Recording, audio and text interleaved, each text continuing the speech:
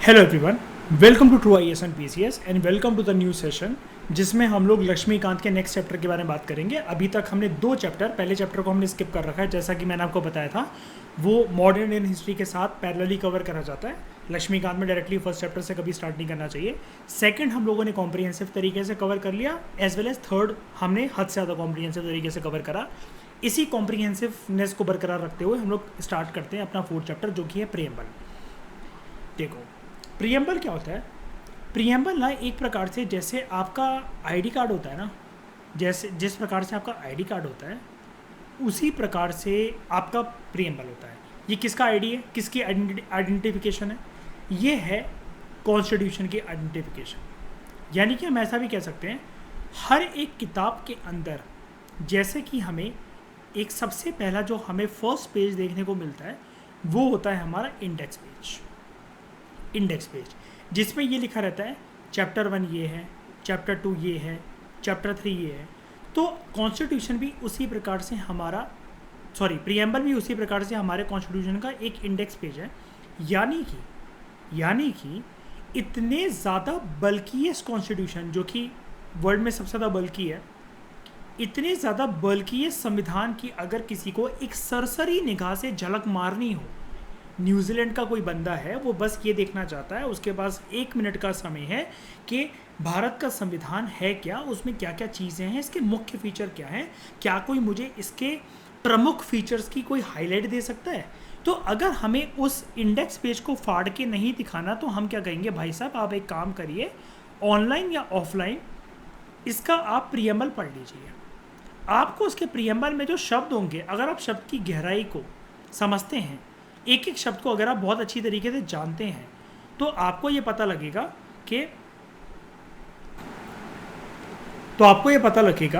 कि इंडिया के कॉन्स्टिट्यूशन में क्या क्या इंपॉर्टेंट बातें लिख रखी हैं। भारत के संविधान निर्माताओं ने क्या क्या इंपॉर्टेंट बातें इसके अंदर डाली थी, पूरे संविधान के अंदर, जिसकी झलक एक बहुत ही छोटी समरी हमें प्रीएम्बल के अंदर देखने को मिलती है। तो हमने क्या क्या सीखा?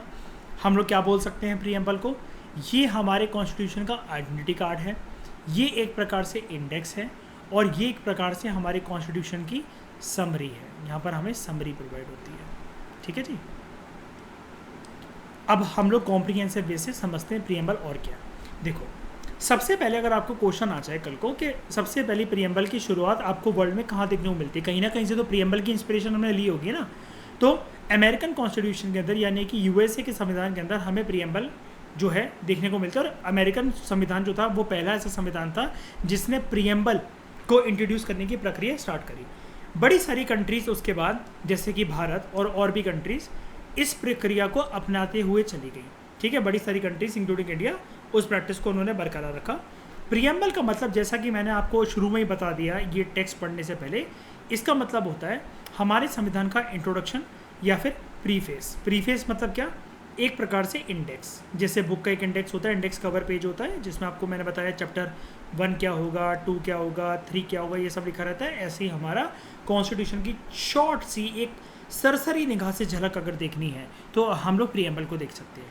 इसके अंदर क्या होती है, जैसा कि मैंने आपको ये भी शब्द बता दिया, समरी होती है, सार होता है, यानी कि एसेंस मतलब सार होता है पूरे के पूरे कॉन्स्टिट्यूशन का। अब एक कॉन्स्टिट्यूशनल एक्सपर्ट थे हमारे देश के अंदर, ठीक है, एन ए पालकी वाला ने प्रीएम्बल को किस प्रकार से डिस्क्राइब करा, ये भी मैंने आपको बता दिया है।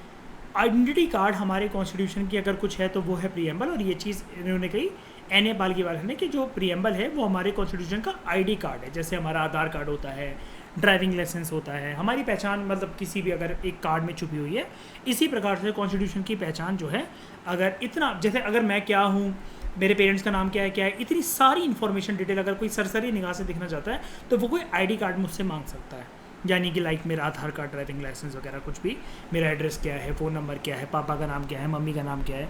इसी प्रकार से कॉन्स्टिट्यूशन को अगर जो इतना बल्कि डॉक्यूमेंट है, कोई पढ़ नहीं सकता, सरसरी निगाह से एक झलक मारनी है तो आप प्रीएम्बल को देख सकते हो।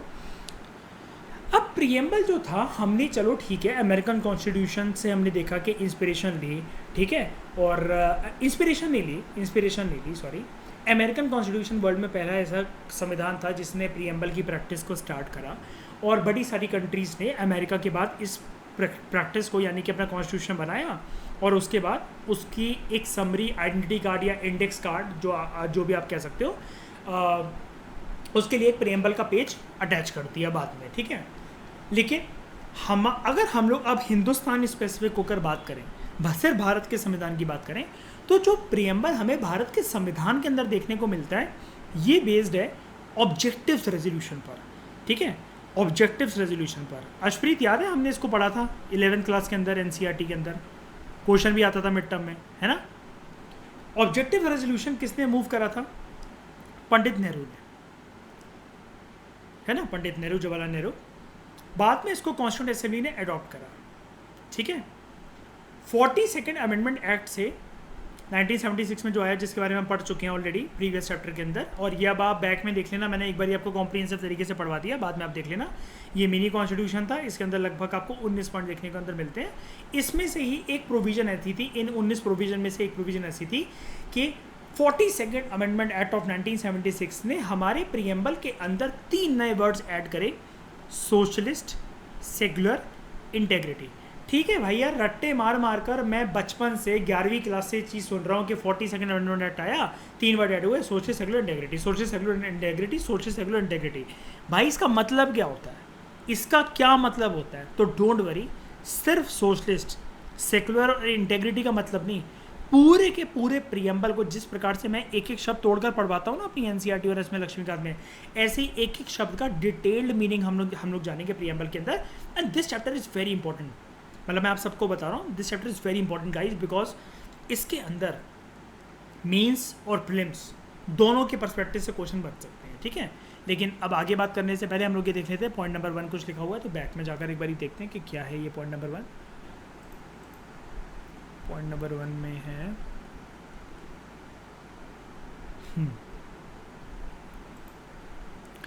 ऑब्जेक्टिव रेजोल्यूशन को, ऑब्जेक्टिव रेजोल्यूशन की वो बात कर रहे हैं, इसको पंडित नेहरू ने मूव करा था। कब मूव करा था? मतलब इंट्रोड्यूस करा था, मूव का मतलब इंट्रोड्यूस करा था 13 दिसंबर को 1946 का वो ईयर था। कॉन्स्टिट्यूंट असेंबली ने बाद में इसको अडॉप्ट करा ऑन 22 जनवरी 1947, ठीक है, ऑन 22 जनवरी 1947। जानने वाली बात दोस्तों ये है, क्या है कि आज़ादी से पहले करा गया ऑब्जेक्टिव रेजोल्यूशन इंट्रोड्यूस। और हम ये क्यों पढ़ रहे हैं ऑब्जेक्टिव रेजोल्यूशन? क्योंकि अभी हमें राइटर ने बताया, लक्ष्मीकांत जी ने, कि ऑब्जेक्टिव रेजोल्यूशन के आधार पर ही हमारा प्रीएम्बल है। या अगर इसको आपको इस लाइन को अगर आसानी से समझना हो ना, आधार बधार छोड़ो, आज़ादी से पहले जिसको हम लोग ऑब्जेक्टिव रेजोल्यूशन बोलते थे, आज के टाइम में वो प्रीएम्बल है, ये भी आप इसको बोल सकते हो, ठीक है। देखो ऑब्जेक्टिव रेजोल्यूशन दोस्तों मैं बार बार नहीं पढ़ाने वाला, मैंने इनिशियली शुरू के चैप्टर में ही, जब ये सेकंड चैप्टर हमने स्टार्ट करा था, वहाँ से मैंने आपको बोल दिया था कि ऑब्जेक्टिव रेजोल्यूशन जो आपको है लक्ष्मीकांत की बुक से याद नहीं करना है, वो आपको एनसीईआरटी से मैंने एक बहुत ही ज़्यादा सरल लैंग्वेज के अंदर एक एक वर्ड को डीकोड करके समझाया था। एक छोटी सी बात अगर मैं यहाँ पर रिपीट कर दूँ तो शायद से आप लोगों को याद आ जाए, ठीक है। अगर आप रिविजन कर रहे हो और अगर आप ड्रामेबाजी कर रहे हो तो आपको याद नहीं आएगी, ठीक है। क्या बात? मैंने आपको एक बात बोली थी ना कि ऑब्जेक्टिव रेजोल्यूशन के अंदर नेहरू जी का एक विजन छुपा हुआ था, है ना, कि जब भारत मेरा आज़ाद होगा तो कुछ बातें चाहे डालूं चाहे ना डालूं, लेकिन आज़ाद भारत के आज़ाद संविधान में ये सारी बातें मैं ज़रूर लिखूंगा, ज़रूर, है ना। और उसी के अंदर एक पॉइंट है ना, याद है, जो हम आज IR पढ़ रहे थे, UN पढ़ रहे थे, याद है मैंने बताया था, एक लाइन नहीं है उसके अंदर, India will contribute to the promotion of world peace, यानी कि जहाँ पर भी शांति व्यवस्था बनाने की बात आएगी, भारत एक अहम कदम, एक अहम भूमिका निभाएगा दुनिया के उस कोने के अंदर, है ना। ये सारी बातें नेहरू जी ने बोली थी, लेकिन हम सारी बातें डिटेल में जानेंगे, बस आप ऑब्जेक्टिव रेजोल्यूशन प्रीवियस उससे याद कर लेना, ठीक है, क्योंकि बार बार हम ऐसे लेक्चर को डिटेल नहीं बना सकते। एक बार मैंने आपको याद करवा दिया, बाद में आपकी रिस्पॉन्सिबिलिटी है। अब फ्री के लड्डू खाने हर टाइम पर मत आ जाया करो मुँह उठाकर हर जगह पर। अच्छा, ये शुरू के इंट्रोडक्शन में तो किसी को कोई डाउट नहीं ना, ठीक है। इस चैप्टर को बहुत बारीकी से करना, थर्ड चैप्टर भी वैसे बहुत इंपॉर्टेंट था, लेकिन वो प्रीलिम्स ओरिएंटेड चैप्टर था, ये दोनों कॉम्बिनेशन में, ठीक है। अच्छा, अब प्रीएम्बल में लिखा क्या हुआ है या कैसा दिखता है हमारा प्रीएम्बल? तो अगर किसी को, जैसे मैंने एक एग्जांपल बताया था आपको, न्यूजीलैंड के किसी बंदे को देखना है, वो भारत आया है, पूरा संविधान पढ़ने का ना उसके अंदर स्टेमिना है, ना उसके अंदर समझ है, सूझबूझ नहीं है, लेकिन अगर वो थोड़ा सा ज्ञानी पर्सन है, वो थोड़ा सा पॉलिटिकल साइंस उसके टर्म्स को जानता है, और वो एक देखना चाहता है कि भारत का संविधान में अंदर है क्या, मैं तभी तो इंटरेस्टेड हूँगा इसकी बुक खरीदने में, पहले मुझे कोई बता तो दे कि ये कैसा है क्या है, तो हम उससे बोलेंगे तुम इसको देख लो, इसकी इंट्रोडक्टरी पार्ट को देख लो, तो तुम्हें पता लग जाएगा कि भारत का संविधान किस प्रकार से है और कैसा क्या बातें करता है और उसके अंदर क्या क्या चीज़ें देखने को मिलती हैं। ठीक है, अब एक बात बता देता हूँ, टेक्स्ट को पढ़ने से पहले और आगे जाने से पहले एनी स्टेट एग्ज़ाम, स्टेट नहीं कहना चाहिए, any exam of civil service, चाहे स्टेट पीएससी हो चाहे यूपीएससी भी हो, पता है वो एक क्रूएल वे अपना सकते हैं, एक क्रूएल वे। इस चीज़ के लिए रेडी रहना, क्योंकि जब बहुत साल पहले पेपर होते थे ना, तो अगर आप 25 साल पुराने प्रीवियस ईयर क्वेश्चन पेपर या 20 साल पुराने देखोगे तो आपको देखेगा UPSC and state PSC can go to as cruel as level कि जहाँ पर वो आपको ये बोल सकते हैं right preamble of the constitution, right preamble of the constitution, या फिर उससे पहले एक वर्ड एक्सप्लेन करो। इवन मेंस के अंदर ये चीज़ आ रखी है कि एक वर्ड पता नहीं उन्होंने कौन से यूज़ करा था कि सेकुलर के बाद के या सेकुलर से पहले के सारे वर्ड्स एक्सप्लेन करो प्रीएम्बल के, और वो मजाक वाली बात ये थी कि भैया 150 वर्ड्स में आपको जल्दी जल्दी वो सब कुछ लिखना था। तो इसलिए मैं बोल रहा हूँ कि आपको बहुत ध्यान देना चाहिए। और इवन एक बात और बता देता हूँ, even this question is pending, यहाँ पर अगर बात हो ही रही है, आपको कोई मेंस का ऐसा क्वेश्चन देखने को मिल सकता है, शौक मत हो जाना, जहाँ पर आपसे बोल सकता है examiner list down all important DPSPs या ऑल इंपॉर्टेंट फंडामेंटल राइट्स या all fundamental duties, be prepare to face such questions. कोई शॉकिंग बात नहीं होगी ये, क्योंकि प्रीवियस ईयर क्वेश्चन पेपर को देखते हुए ऐसे पैटर्न को एनालाइज करा जा सकता है। ठीक है, ध्यान से अगर कोई बारीकी से करे तो ये एक पैटर्न है। टेक्स्ट ऑफ द प्रीएम्बल जो है अपनी प्रेजेंट फॉर्म में, प्रेजेंट फॉर्म मतलब आज के समय में हमें जो दिखता है, अब राइटर का ये वर्ड यूज़ करना कि प्रेजेंट फॉर्म में, ये पता क्या दिखाता है, ये दिखाता है कि यहाँ पर आपको 3 वर्ड्स देखने को मिलेंगे। क्या? सोशलिस्ट, सेकुलर, इंटेग्रिटी, ये 3 वर्ड्स ऐड करे गए थे ना 42nd अमेंडमेंट एक्ट से। तो देखते हैं, पहले एक बार मार्क करते हैं आगे बढ़ने से पहले, सोशलिस्ट, सेक्युलर और नीचे देखो इंटेग्रिटी। बस ये जो प्रेजेंट फॉर्म लिख रखी है ना, अगर मैं यहाँ पर एक वर्ड लिख दूँ, ये इंपॉर्टेंट है, सेल्फ रीडिंग से आप शायद से इस चीज़ को मिस कर जाओ। अगर आपके सामने कल को कोई टेक्स्ट आ जाए या कुछ भी आ जाए, मतलब पेपर, आप तो अलग अलग पेपर अटेम्प्ट कर रहे हो, MP का पेपर या कहीं का भी पेपर अगर ऐसा आ जाए कि प्रीएम्बल आपको ऑलरेडी दे रखा है या कुछ भी, मतलब एक इंटरप्रिटेशन है, ऊंच नीच का फ़र्क हो रहा है, आप बस इतना याद रखना भैया, प्रीएम्बल जो है ना, एक तो पहले उसको कंठस्थ याद कर लेना, उसके अंदर फिर हमेशा अपने प्रीएम्बल के अंदर 3 वर्ड्स को ना बहुत अच्छे से अपने, या तो कोई एक डॉट लगा लिया करो या फोकस कर लिया करो। ये 3 वर्ड्स याद रखना, ओरिजिनल कॉन्स्टिट्यूशन, ओरिजिनल प्रीएम्बल के अंदर नहीं थे, सॉरी कॉन्स्टिट्यूशन नहीं, ओरिजिनल प्रीएम्बल के अंदर नहीं थे। आपको अगर पास्ट प्रीएम्बल देखना है ना, जो ओरिजिनली जो बनाया गया हुआ था, ठीक है, आप बस सारे प्रीएम्बल को यहाँ से लेकर यहाँ तक रीड कर मारो, बस उसके अंदर से ये शब्द भूल जाओ, बस इसको अपनी नज़रों से निकाल दो, इमेजिन करो, और बाकी सारा पढ़ो तो वो पास्ट प्रीएम्बल है। लेकिन इन 3 शब्दों के साथ पढ़ो,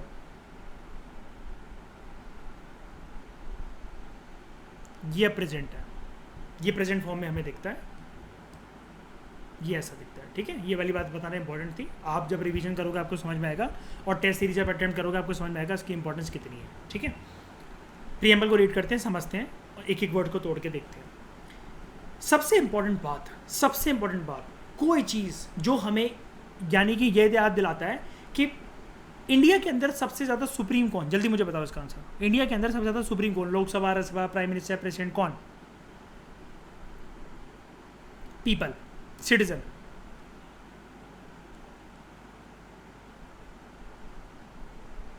सबसे इंपॉर्टेंट सिटीजन। ठीक है, ये चीज़ का अंदाज़ा अगर आपसे कोई इंटरव्यूअर पूछे, जो कि MPPSC में आपसे इंटरव्यू में पूछा जा सकता है, ये वाली चीज़, संविधान से क्वेश्चन काफ़ी ज़्यादा पूछना उनको पसंद होते हैं, आप बोलना सर कुछ भी मत करो, आप इधर उधर मत देखो किसने क्या बोला किसने क्या नहीं बोला, सर आप प्रीएम्बल को उठा लो, पहली लाइन सर उसकी वही है, we the people of India,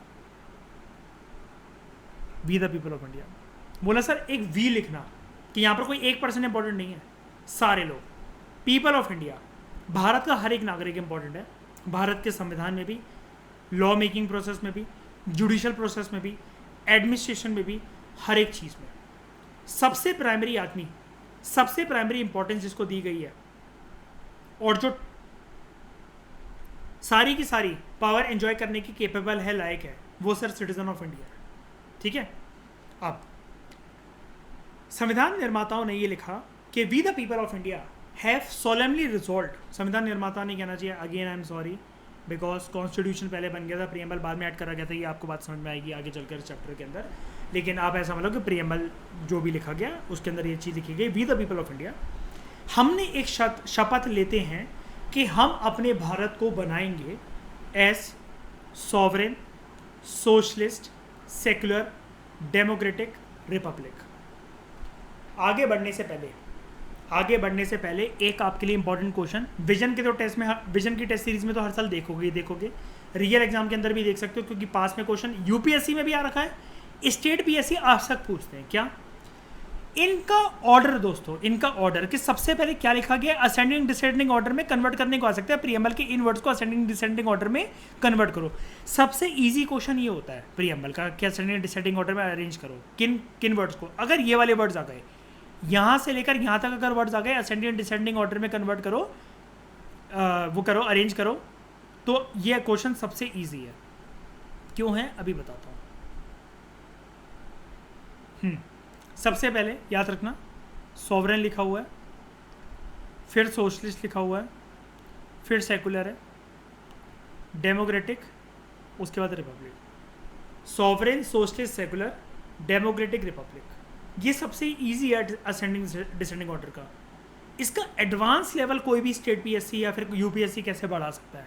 देखो, अगर ये सारे वर्ड्स का तिगड़म मेल जोल कर डाल दिया जाए, मिला जुला कर, कैसे, जस्टिस, लिबर्टी, इक्वालिटी, फिर अगर ये वर्ड्स आ जाए जस्टिस, लिबर्टी, इक्वालिटी, उसके बाद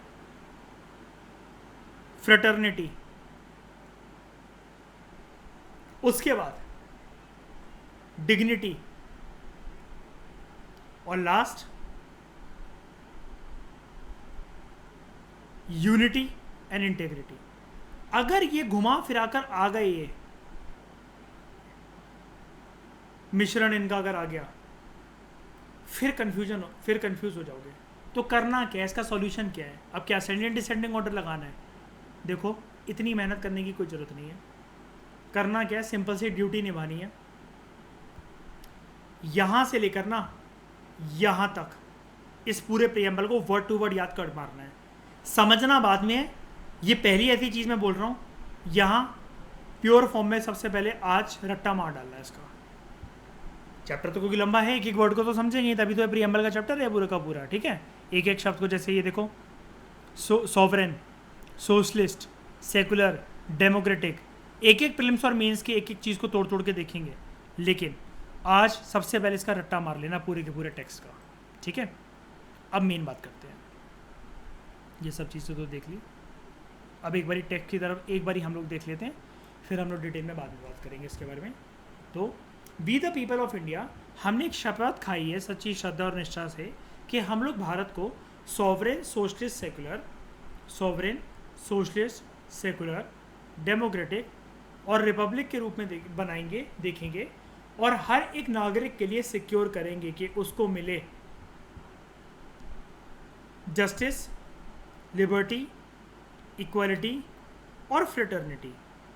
जस्टिस तीन तरह की, सोशल, इकोनॉमिक और पॉलिटिकल। प्रीलिम्स के अंदर क्वेश्चन बन सकता है 99% कि कौन से तीन जस्टिस की बात करी गई है प्रियम्बल के अंदर इंश्योर करने के लिए सिटीजन्स के लिए। Liberty, thought, expression, belief, faith and worship. Prelims का क्वेश्चन, किस किस तरह की लिबर्टी को सिक्योर करने की बात करी गई है प्रियम्बल के अंदर। इक्वालिटी, स्टेटस की, अपॉर्चुनिटी की, और इसको प्रमोट भी करना है। ठीक है, अगेन प्रीलिम्स का क्वेश्चन। और फ्रेटर्निटी, भाईचारा, हर एक इंडिविजुअल की डिग्निटी, मान मर्यादा, उसकी इज्जत का ख्याल रखा जाएगा, एश्योर करी जाएगी उसे वो चीज़, और देश में यूनिटी और इंटेग्रिटी को बरकरार रखा जाएगा। अगेन प्रीलिम्स का क्वेश्चन। अब ये गोले क्यों मार्क करें मैंने इनिशियल वर्ड्स, इनका प्रीलिम्स के अंदर सिर्फ ये नहीं कि तीन तरह की कौन सी जस्टिस वो करके ऑर्डर भी आ सकता है। किसको ऑर्डर में लगाओ, पहले कौन से जस्टिस की बात करी गई है, पॉलिटिकल, क्या सोशल, क्या इकोनॉमिक, इसको असेंडिंग डिसेंडिंग में लगाओ। इसलिए मैंने बोला ये सारी झंझटों से बचने के लिए पूरा का पूरा टेक्स्ट ऊपर से नीचे तक वर्ड टू वर्ड, जहाँ जहाँ कॉमा लगा हुआ है इवन वो भी, जहाँ जहाँ कोट एंड कोट लगा हुआ है वो भी, सब कुछ याद कर मारो एक ही बार में ऐसे सब कुछ। तुम ऐसा समझ जाओ प्रीएम्बल से कोई भी क्वेश्चन आ जाए प्रीलिम्स मेंस के अंदर, तुम्हारे नंबर नहीं कटेंगे, दूसरों को सोचना पड़ेगा, उतनी देर में तुम अपने अगले क्वेश्चन पे हो गए। This is a time saving approach जो कि आपको करनी चाहिए, ठीक है। तो जस्टिस, सोशल जस्टिस देंगे, इकोनॉमिक देंगे, पॉलिटिकल देंगे, लिबर्टी देंगे सोचने की, अपने आप को एक्सप्रेस करने की, कोई भी विचार रखने की, किसी भी चीज़ को मानने की और किसी भी चीज़ की पूजा पाठ करने की। इक्वालिटी, आपके स्टेटस कुछ भी हो, आप अमीर गरीब हो कुछ भी हो, और आपके पास अपॉर्चुनिटी है कि आप किसी भी स्टेट से हो, कुछ भी हो, कैसे भी कपड़े पहनते हो, आप यूपीएससी में बैठ सकते हो, आप ट्रेडिंग कर सकते हो, आप कोई चीज़ खरीद सकते हो, आप मॉल में घुस सकते हो, आप मंदिर के अंदर घुस सकते हो।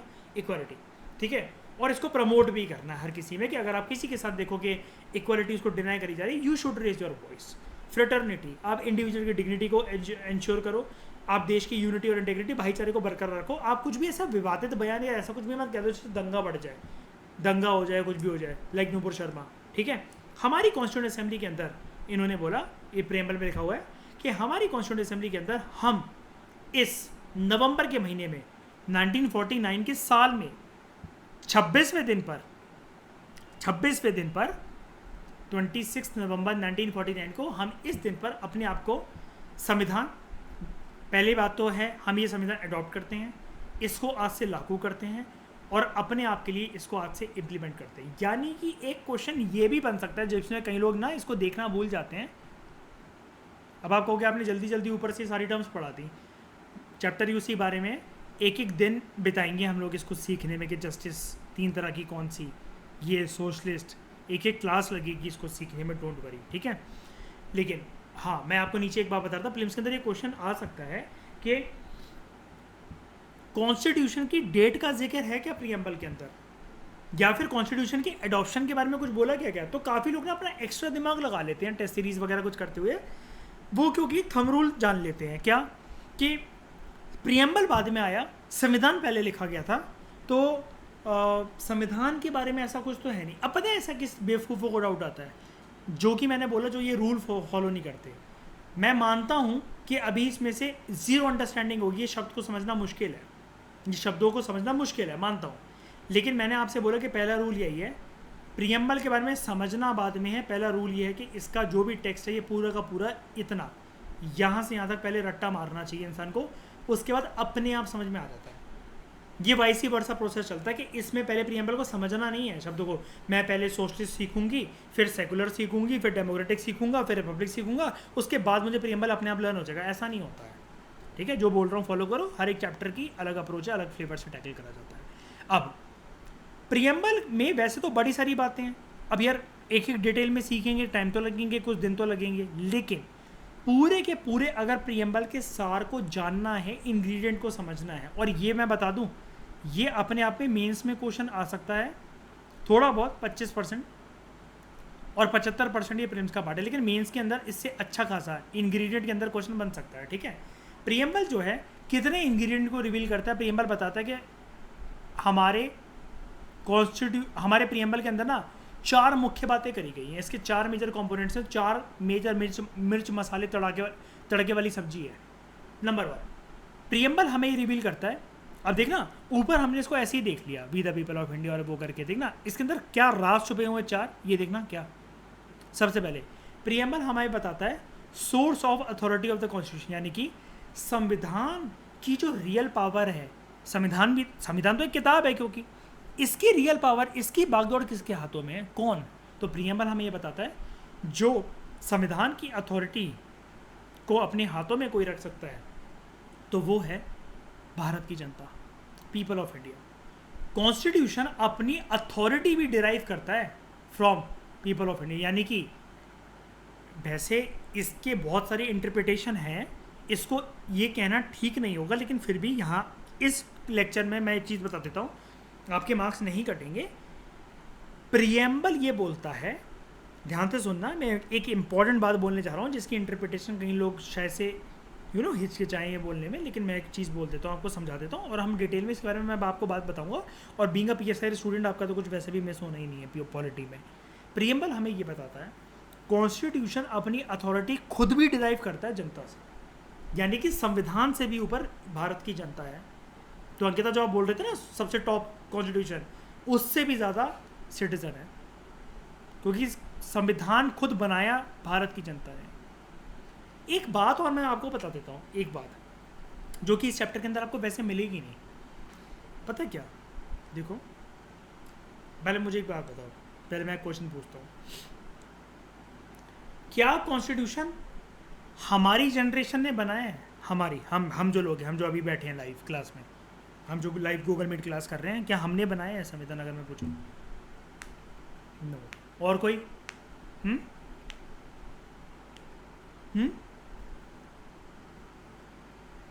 हाँ या ना? हाँ या ना? हमने बनाया?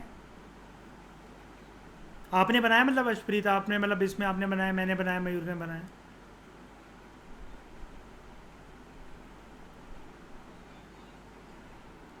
हमने बनाया है कि नहीं? फोर फादर्स और उनको गोली मारो। बनाया है, बनाया। मैं इसको समझाऊंगा बाद में, लेकिन बस ऐसा याद रखना कि हमारा कॉन्स्टिट्यूशन या प्रीएम्बल कुछ भी हो, उसकी ना एक फ्यूचरिस्टिक टोन है, उसकी टोन एक फ्यूचरिस्टिक है। We the people of India, नाम तो नहीं लिखा है कोई भी, सारे लोग, यानी कि आज तक ये चीज़ बरकरार है, आज तक ये चीज़ जीवित है। कॉन्स्टिट्यूशन की जो स्पिरिट है वो आज भी जिंदा है। We gift to our self this constitution. Our self में भी वर्ड स्पेसिफाई नहीं है कि कौन। उन्होंने, नेहरू जी यहाँ पर ये नहीं बोल रहे हैं I Jawaharlal Nehru gift to myself and my team this constitution, no. यानी कि ये कॉन्स्टिट्यूशन है लगातार हर एक जनरेशन के लिए, हर एक जनरेशन के लिए। अब अगर इंटरव्यूअर आपसे अगर ये सवाल करे कि miss Divjot, how can you say that this constitution is made by you, it was originally made by your four fathers?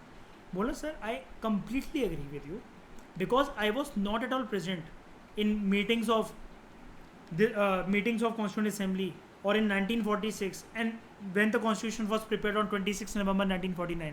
I agree with you sir completely in totality that I was not at all present there because I was not born at that time. But sir, the tone of the constitution and the preamble which our forefathers made reveals the identity. ये चीज़ हमें reveal करता है वो कि उसकी tone sir futuristic है, वो सारी जनरेशन्स के लिए है। और सर करंट कॉन्स्टिट्यूशन को बनाया भले ही मैंने नहीं है to say that in practical tone, but when it comes to amendment the current generation can make that amendment. वो आपसे पूछे Sumit Divjot, are you saying that you can also make amendment, certain amendment to the constitution? बोला sir और ma'am, the correct thing in which I would like to portray this point is, मैं ये constitution के अंदर amendment ऐसा नहीं ला सकती हूँ क्योंकि मैं लेजिस्लेचर की पार्ट नहीं हूँ, बट मैं फिर भी ला सकती हूँ because whenever any amendment is introduce in present times the draft of the same is being propose on a particular ministry and department and the public opinion is very much respected by our legislature, by the team of the legislature which is bringing a proposal to bring about a significant amendment in the constitution. So sir, concluding all the points, I can say that this current constitution जो है मैंने ही बनाया है और मैं इसमें significant amendments भी ला सकती हूँ directly or indirectly, but I have a significant involvement because I'm a citizen of India in correctifying, modifying, changing, adapting or accepting the present structure of the constitution or the futuristic structure of the constitution or the past structure of the constitution, because the spirit of the constitution lays in the fact that sir or ma'am, it was being intact at that time also, it is being intact at this time also, and when the time comes significant amendments and changes which are required that are very very much welcomed in our constitution, because sir or ma'am, there is a significant provision and a space provided in the constitution that our constitution is known as living document. It has both rigid as well as flexible features. Thank you. ये चीज़ है, ऐसे आपको answer अपना portray करना होता है. Don't worry, जो मैंने बोला आप रिकॉर्डिंग फिर से सुनना, आपको समझ में आएगा. और ऐसे ही चीज़ें मैं आपको और भी ट्रेन कर दूंगा, लिखने के लिए भी और बोलने के लिए भी. कहीं कहीं चीज़ें ऐसी होती है कि हमें डायरेक्टली बुक से नहीं मिलती हैं, हमें थोड़ा सा खोद कर डेप्थ में सोचना पड़ता है. अभी क्योंकि आप नए हो तो आप ही ऐसे बोलना सीख जाओगे. ठीक है, बात करते हैं सेकंड की, nature of the constitution. Constitution का नेचर कैसा है ये भी हमें प्रीएम्बल रिवील कर, सॉरी इंडियन स्टेट का नेचर कैसा है ये भी हमें प्रीएम्बल रिवील करता है. वो हमारा प्रीएम्बल हमें ये बताता है कि इंडिया जो है, इंडिया एक स्वतंत्र है. कोई भी फॉरेन कंट्री हमें नहीं सिखाएगी हमें क्या करना है, कौन सा कानून लेकर आना है. जो बाइडेन हमारी लोकसभा के अंदर नहीं बैठ सकते, वो कानून बनाने की प्रक्रिया में इन्वॉल्व नहीं हो सकते. रशिया से, व्लादिमीर पुतिन से हमारी कितनी भी दोस्ती अच्छी हो मोदी भाई साहब की, लेकिन फिर भी वो ये नहीं पूछेंगे आप बता दो भारत में कौन सा कानून चाहते हो, क्या चाहते हो, क्या नहीं चाहते हो. नहीं जी, India is sovereign, no external interference is allowed in India and its administration. India जो है अपने स्पिरिट के अंदर सोशलिस्ट है, यानी कि वैसे तो आप जानते हो मिक्स्ड इकॉनमी है, लेकिन मैं यहाँ पर सोशलिस्ट का मतलब बताऊँगा. हम लोग ज़्यादातर ओरिएंट इस चीज़ की तरफ है कि what to produce, how to produce and for whom to produce. इस चीज़ का मेजर डिसीजन मेकर सरकार रहेगी, सरकार के हाथ में ज़्यादा पावर रहेगी. और सरकार जो है वही गुड्स और सर्विसेज जो कि देश में प्रोड्यूस हो रहे हैं उनको पब्लिक के अंदर बांटेगी, डिस्ट्रीब्यूट करेगी. और स्पेशली जो रिच और पुअर का गैप है उसको जो ब्रिज करने की कोशिश करेगी, यानी कि कम करने की कोशिश करेगी. फिर हमारा जो देश है, इंडियन स्टेट है, वो सेक्युलर डेमोक्रेटिक, सेक्युलर है, कॉमा लगाना चाहिए इनको यहाँ पर, डेमोक्रेटिक है और रिपब्लिकन है. हम सारे वर्ड्स का मतलब सीखेंगे. रिपब्लिकन का मतलब आप वैसे भी जानते हो कि जो देश में जो सेरेमोनियल हेड, जो नॉमिनल हेड है, वो इलेक्शन से आता है, वो खानदानी परंपरा से नहीं आता. रामनाथ कोविंद जी की वाइफ हैं क्या द्रौपदी मुर्मू जी, या फिर उनकी बहन लगती हैं, या फिर उनके ख़ानदान से हैं, या सेम ही पीढ़ी से ये लोग चले आ रहे हैं? ऐसा तो नहीं है. ठीक है, तो हमारे देश में प्रेसिडेंट की जो पोस्ट है वो रिपब्लिक है. उसके बाद objectives of the constitution. Constitution में जो ऑब्जेक्टिव्स हैं वो कि हमें प्रीएम्बल के अंदर मिलते हैं कि संविधान का क्या कहते हैं पूरे का पूरा ऑब्जेक्टिव क्या है. एक मिनट रुकना. ऑब्जेक्टिव्स हमें दिखते हैं जस्टिस, लिबर्टी, इक्वालिटी, फ्रेटर्निटी, अपनी ऑब्जेक्टिव्स हैं. तो ऑब्जेक्टिव्स अगर आपसे पूछे जाए तो ये अभी मैं बताता हूँ, पहले 4 पॉइंट पढ़ लो, फिर इसमें तिकड़म बताता हूँ मैं आपको. उसके बाद कॉन्स्टिट्यूशन हमें बताता है कि डेट क्या है, प्रीएम्बल हमें बताता है कि डेट क्या है कॉन्स्टिट्यूशन के अडॉप्शन की. वो हमें बताता है कि नवंबर 26, 1949 हमारे कॉन्स्टिट्यूशन की अडॉप्शन की डेट है. ठीक है जी. अब अगर आप यहाँ पर देखो, आपसे जब भी वन वर्ड का क्वेश्चन आ जाए प्रीलिम्स के अंदर, जब बड़ी सारी स्टेटमेंट ना हो, सिर्फ एक ऑप्शन हो, हमारा source of authority of the constitution कौन है, वो आपको हिंट देने के लिए ना, सिंप्लीफाई करने के लिए कभी कभार ये नहीं बोलेंगे कि प्रीएम्बल में बता रखा है बताओ. ठीक है, अब आप सारा रिवील करोगे यार source of authority of the constitution कौन है. तो अब आप अगर दिमाग अगर आपका प्रेशर में और रिवीजन नहीं है ना आपको, तो कॉन्स्टिट्यूशन मेकर्स अगर लिखा हुआ रहेगा ना, तो आप ना सिटीजन में और कॉन्स्टिट्यूशन मेकर्स में कॉन्स्टिट्यूशन मेकर्स को टिक कर आ जाओगे. लेकिन आज के बाद हमेशा मैं 4 वर्ड मार्क करवा रहा हूँ इसके अंदर, 4 कीवर्ड, इनको ध्यान से लर्न कर लेना. Source of authority of the constitution, logo of India, यानी कि citizen of India. Indian state का नेचर कैसा है. ठीक है, तो ये सारे पॉइंट आप ऑर्डर में याद रखना. Sovereign, socialist, secular, democratic, Republic. क्यों बोल रहा हूँ मैं, कई बार लोगों को ना वो क्या करता है, बड़े सारे टेस्ट सीरीज मेकर्स या फिर कोई भी स्टेट पीएससी वगैरह क्या करते हैं, वो ना ऑब्जेक्टिव्स और नेचर के पॉइंट्स को ना मिक्स कर डालते हैं. यानी कि यहाँ पर आपको ना सॉवरेन, सोशलिस्ट, सेकुलर और लिबर्टी, फ्रेटर्निटी दे देंगे और बोल देंगे विच अमंग द फॉलोइंग और signifies the nature of the Indian state. Nature सिर्फ दोस्तों ये वाला नेचर यहाँ से लेकर यहाँ तक है, यहाँ से लेकर यहाँ तक. छोटी सी बात है, लेकिन मैं बता रहा हूँ कि इतनी बारीकी से कोई देखता नहीं है, ऐसे जल्दी जल्दी भागने की लोग कोशिश करते हैं और यही गलती करते थे कि प्रीएम्बल का क्वेश्चन सामने आ गया, प्रीएम्बल जैसे चैप्टर से, वहाँ पर भी एग्जामिनेशन हॉल में बैठ के सोच रहे हैं यार मैं 50-50 में अटक गया यार, 2 ऑप्शन में कन्फ्यूजन हो रही है. इसलिए हो रही है क्योंकि तुम भागे थे बेटा, तुम्हें वो लग रहा था कि मैं 3 दिन के अंदर लक्ष्मीकांत खत्म कर लूँ. उसके बाद ऑब्जेक्टिव क्या है, जस्टिस, लिबर्टी, इक्वालिटी, फ्रेटर्निटी, ये ऑब्जेक्टिव्स हैं। तो अब लक्ष्मीकांत की कोई बुक पढ़ता है तो उसको अजीब सा दिखेगा, जल्दी में भागेगा कोई तो उसको 3 ही दिखेंगे, लेकिन यहाँ पर भी देख रहा है फ्रेटर्निटी, ये ऑब्जेक्टिव्स है, ठीक है। और लास्ट है डेट क्या है, 26 नवंबर 1949, ये चीज़ लिख देना। अब यहाँ पर कई लोग फंस जाते हैं जिनको याद नहीं होता। 26 नवंबर 1949, 26 नवंबर 1950, एक ऑप्शन आ जाता है 26 जनवरी 1950, और मैंने हमेशा देखा है 95% जनता 26 जनवरी 1950 को वो टिक कर आती। क्यों? प्रीएम्बल याद ही नहीं करा जी, भागे थे हम तो उसमें। हमें तो वो था कि विजन का टेस्ट सीरीज अटेंड करनी थी, तो 3 दिन के अंदर पूरी लक्ष्मीकांत की बुक पढ़ डाली। तो डिवीजन की टेस्ट सीरीज में तो टॉप करके, लेकिन प्रिम्स जी आज तक क्लियर नहीं हुआ है हमारा असली में। टेस्ट सीरीज में टॉप करते हैं हर साल हम, ठीक है। तो लास्ट चीज़, बिल्कुल लास्ट चीज़, अब नीचे से मत देखना इसको कभी भी। जब एक बार आप लर्न कर लो इसको अच्छे से ना, अब अपनी प्रैक्टिस आप इस पे कर रहा करना, इस रियल टेक्स्ट में, रियल टेक्स्ट में। क्या? जब आप इसको देखो, जब आपको ये याद हो जाए, तो आप बोलना अच्छा यार ये जो लिखा हुआ है ना, ये मेरे को ये बता रहा है this is the source of authority of the constitution, ये मुझे बता रहा है नेचर ऑफ इंडियन स्टेट, ये मुझे बता रहा है क्या ये ऑब्जेक्टिव्स, और ये मुझे बता रहा है कौन सी डेट को हमने कॉन्स्टिट्यूशन को अडॉप्ट करा, ठीक है। इसी में लास्ट एक्सरसाइज जो ये है, एक एक्सरसाइज और बची है, वो ये है। आपसे कभी कभार ये भी आ सकता है, आपको बस दिमाग को आपके कंफ्यूज करने के लिए, कि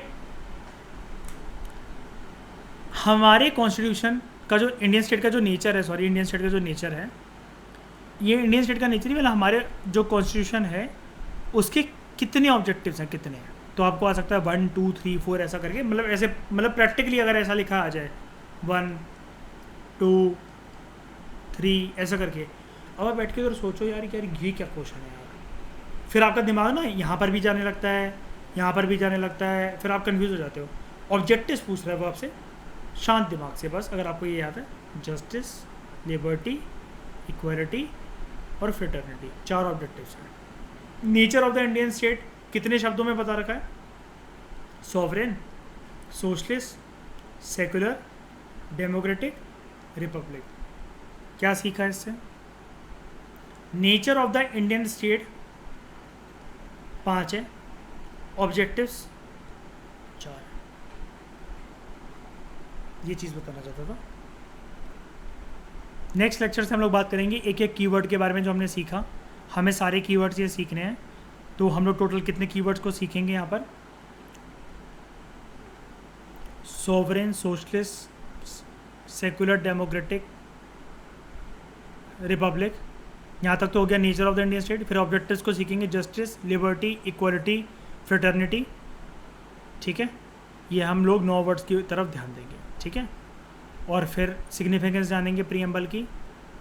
ये मीन्स का पार्ट कि प्रीएम्बल क्या, मीन्स का क्वेश्चन कि प्रीएम्बल क्या पार्ट है भारत के संविधान का, प्रीएम्बल क्या अमेंड करा जा सकता है, सुप्रीम कोर्ट ने कितने बार इस पोजीशन में अपने इस बात में कितनी बार अपनी पोजीशन बदली है।